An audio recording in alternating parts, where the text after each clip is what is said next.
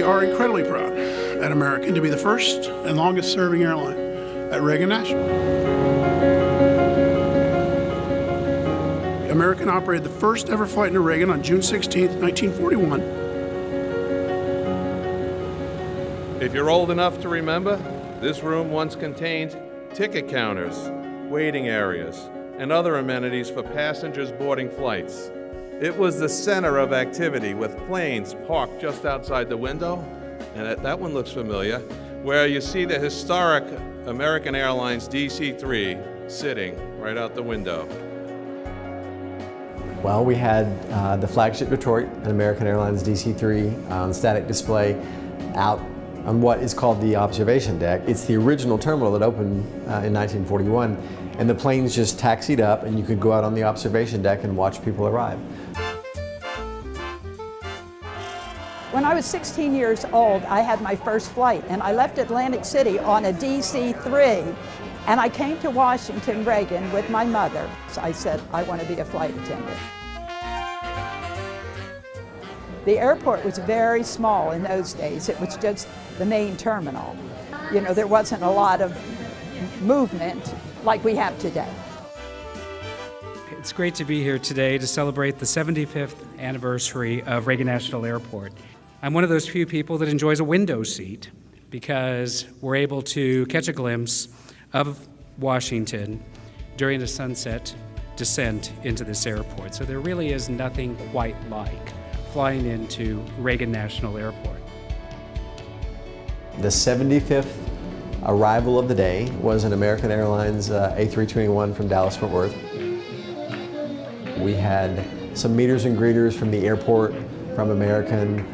We had 4 of our flight attendants in vintage flight attendant uniforms that were there to hand out a commemorative gift for the customers that came off of that airplane, and that gift was compliments of the Metropolitan Washington Airport Authority. So it's really a nice event.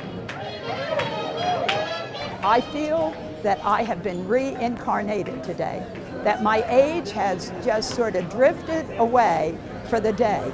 This is something that I wanted to do, to put this uniform on again after 58 and a half years, to put this uniform on again and feel like I did back when.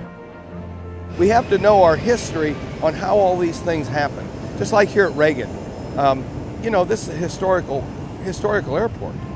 And back in its heyday, back in its heyday when DC-3s were coming and all the famous people and all the politicians and everybody coming in here, this was, like they said, a real special place, and it still is. Reagan National is not just an airport, it's a national treasure. Elected officials have the ability to return to their districts, their constituents, in just a few short hours. Families can get off a plane and be at the Smithsonian or on the steps of the Lincoln Memorial in a matter of minutes, all because of Reagan National.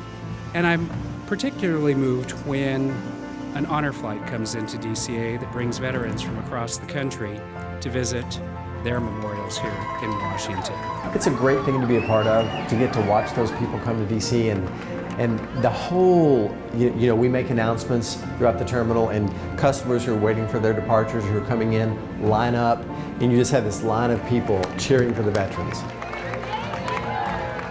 And I also hear from our employees who tell me how often they have to pinch themselves because they're out there on the ramp or standing at a gate and they look over and see the Capitol or the Washington Monument, and it's a surreal feeling.